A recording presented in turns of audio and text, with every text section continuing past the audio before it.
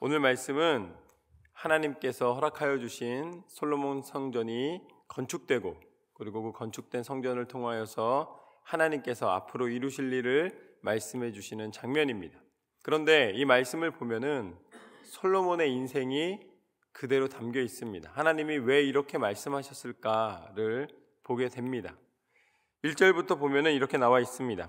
솔로몬이 여호와의 성전과 왕궁 건축하기를 마치며 자기가 이루기를 원하던 모든 것을 마친 때에 여호와께서 전에 기브온에서 나타나신 같이 다시 솔로몬에게 나타나사 20년 만에 하나님께서 허락하여 주시사 성전과 이 성궁을 왕궁을 다 건축을 마무리합니다. 짧은 기간이라는 것이죠. 짧은 기간에 큰 일을 이루어냈습니다. 그것은 전적인 하나님의 은혜였는 줄로 믿습니다. 하나님의 손이 도와주셨기 때문에 그 일이 가능했습니다. 그런데 여기서 뭐라고 나와 있냐면 솔로몬이 자기가 이루기를 원하던 모든 것을 마친 때에 라고 나와 있기 때문에 아마 오해할 수가 있어요. 솔로몬이 자기가 계획해서 자기가 하고 싶었던 것이 이루어졌다. 그래가지고서는 기뻐하였다. 이렇게 생각할 수가 있는데 그것이 아니라 이 당시만 해도 하나님께서 솔로몬에게 지혜를 주셨고 영감을 주셨고 믿음을 주셨기 때문에 솔로몬의 모든 생각, 솔로몬이 계획하는 것마다 무엇이었다는 거예요? 하나님의 뜻대로 행함이었다는 것입니다. 왜냐하면 그것을 어떻게 알 수 있냐면 다른 것에서 이야기하지 않으시고 무슨 나라를 정복하며 나아갔더라, 야망과 어떤 자기 성공을 위해 달려가는 이 성과를 말씀하신 것이 아니라 이 나라를 잘 다스리기 위한 왕궁과 성전을 말씀하셨기 때문에 그에 대한 하나님의 계획이 솔로몬의 계획과 다르지 않았다는 것입니다. 저는 여러분이 오늘 솔로몬이 고백하고 있는 것처럼 이 솔로몬을 통해 하나님이 알려주시는 것처럼 하나님께서 뜻하시는 바와 여러분이 나아가는 삶의 방향이 일치되시기를 소망합니다. 하나님께서는 여러분을 통해 역사하시기를 원하시는 줄로 믿습니다. 그때 하나님은 이렇게 말씀하십니다. 3절부터 보면 여호와께서 그에게 이르시되 내 기도와 내가 내 앞에서 간구한 바를 내가 들었은즉 나는 내가 건축한 이 성전을 거룩하게 구별하여 내 이름을 영원히 그곳에 두며 내 눈길과 내 마음이 항상 거기에 있으리니 내가 만일 내 아버지 다윗이 행함같이 마음을 온전히 하고 바르게 하여 내 앞에서 행하며 내가 내게 명령한 대로 온갖 일에 순종하여 내 법도와 율례를 지키면 내가 내 아버지 다윗에게 말하기를 이스라엘의 왕위에 오를 사람이 내게서 끊어지지 아니하리라 한 대로 내 이스라엘의 왕위를 영원히 견고하게 하려니와. 하나님께서는 솔로몬을 축복해 주시는 줄로 믿습니다.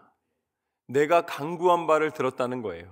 그렇기 때문에 솔로몬이 계획했고 솔로몬이 소원했던 것 자체가 하나님 앞에 받은 은혜를, 하나님 앞에 받은 사명을 감당하는 것이었다는 것을 다시 한번 알게 됩니다. 그리고 그 간절한 마음을 하나님께서 받으시사, 하나님은 그 마음을 받으시사 그 모든 것을 이루어 주시고 하나님의 뜻대로 이 모든 삶에 신실한 믿음을 지켜나가는 발걸음을 멈추게 하지 않으시겠다 약속해 주십니다.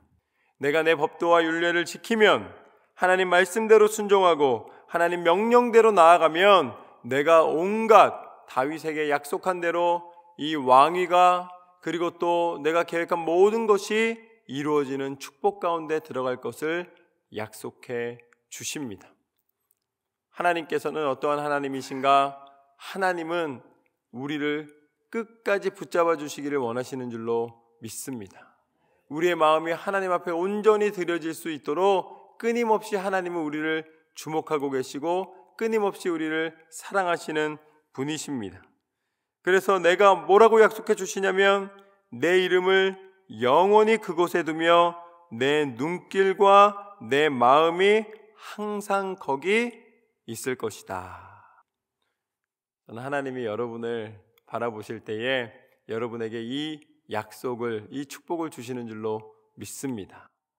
내 눈길과 내 마음이 항상 너희에게 있으리라. 하나님이 보시는데 뭐가 무섭겠어요? 여러분, 아이들이 언제 제일 자신 있어요? 엄마가 쳐다보고 있으면 제일 자신 있는 거예요. 약하다가도 엄마가 뒤에서 쳐다보고 있으면 강해지는 게 아이들의 모습 아니겠습니까? 우리의 신앙의 모습은 하나님 안에서는 아이와 같이 하나님이 우리를 관찰하고 계시다는 것이 능력인 줄로 믿습니다.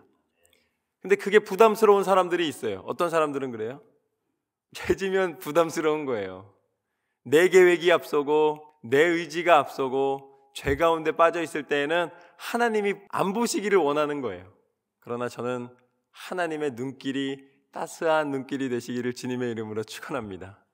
하나님이 보시는 것이 축복으로 고백되는 사람이 정말 은혜를 누리고 만족함을 누리고 은혜 가운데 살아갈 수가 있는 것입니다. 오늘 솔로몬에게 그 약속을 주시는 하나님은 이 시간에도 동일하게 우리에게 축복해 주시는 줄로 믿습니다.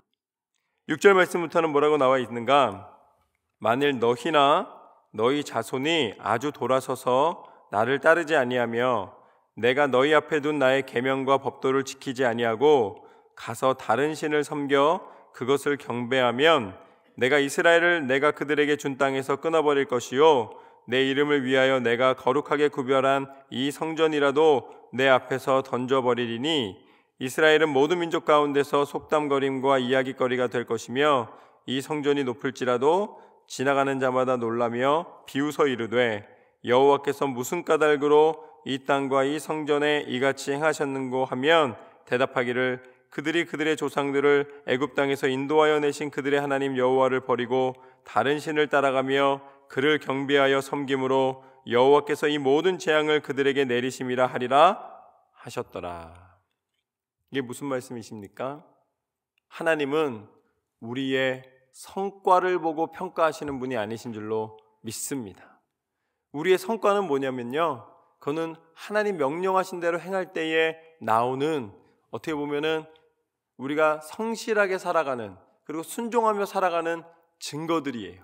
그런데 하나님이 우리를 사랑하시는 가장 근본적인 이유는 무엇이냐면 하나님은 우리의 중심을 보시는 분이신 줄로 믿습니다. 이 성전을 지어서 하나님 앞에 하나님을 높여드리기를 원합니다 라고 고백하는 것 너무 좋다는 거예요. 이 성전 짓는 데에 열심으로 치우침 없이 지은 것 너무 잘했다는 것입니다. 아주 수고했다는 거예요.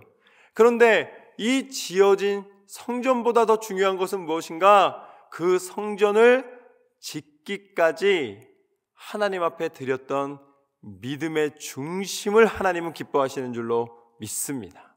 그 중심이 흔들리면 아무 의미가 없다는 것입니다. 그때는 내가 성전이라 할지라도 버리겠다고 말씀하셨잖아요. 왜냐하면 하나님은 우리가 한결같은 믿음으로 나아가시는 것을 축복하여 주시기를 원하시는 줄로 믿습니다. 여러분, 열매를 착각하면 안 되는 거예요.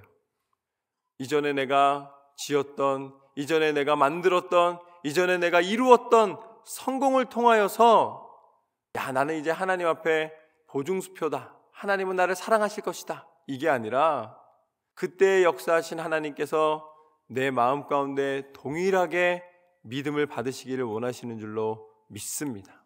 첫 마음과 마지막 하나님 나라에 이르기까지, 하나님 앞에 서기까지 우리는 동일한 마음으로, 한결같은 마음으로 하나님 앞에 나아가야 될 줄로 믿습니다. 너희의 믿음이 흔들리면 아무리 웅장한 성전으로 사람들이 칭송하고 사람들이 존경하였다 할지라도 그 손이 뭐로 변할 거라고 말씀하셨습니까? 비웃음과 손가락질로 변할 것이다. 참 안타까운 것은 지금 많은 큰 교회들이 그런 모습들을 가지고 있잖아요. 예전에는 하나님께서 행하신 놀라운 일이라고 얼마나 많은 칭찬을 들었습니까? 얼마나 높임을 받았고 얼마나 그 모든 것을 누렸습니까? 그런데 결국에는 마지막에 인간적인 생각으로 하나님을 높여드리는 데에 주목하기보다는 그 이루어놓은 성과를 가지고서는 능력을 나타내니까 오히려 능력이 없어져 버리는 거예요. 그거를 가지고서는 칭찬받으려 하니까 오히려 손가락질을 당하게 되는 것입니다. 우리는 믿음을 지키는 것에 우리 삶의 모든 마음을 담아야 될 줄로 믿습니다. 그렇게 시작부터 끝까지 우리가 한결같은 믿음을 가질 수 있는 이유는 바로 그렇게 살아가신 분이 계십니다. 그분이 누구신가?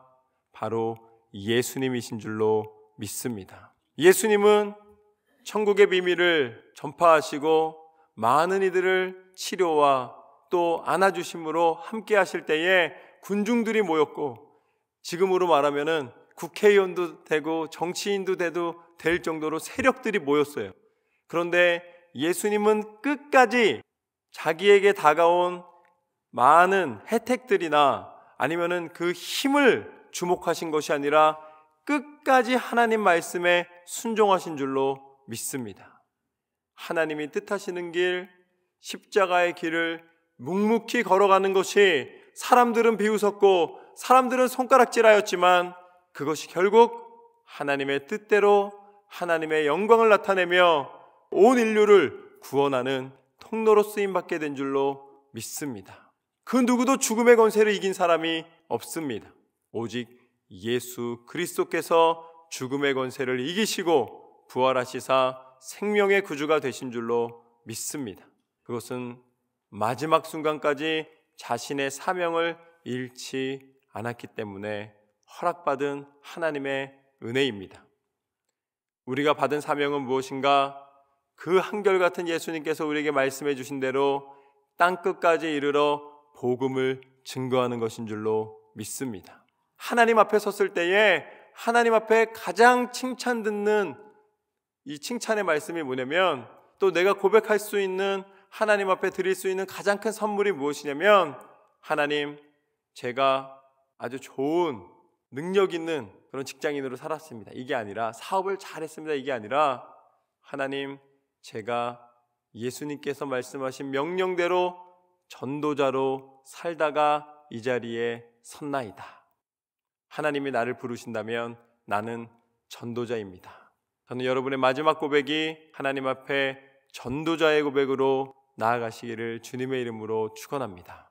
오늘 말씀처럼 성전보다 더 귀한 믿음이, 그 믿음의 중심이 중요하다는 사실을 깨닫고 오늘 하루 믿음으로 승리하시는 저와 여러분의 삶이 되시기를 주님의 이름으로 축원합니다. 기도하겠습니다.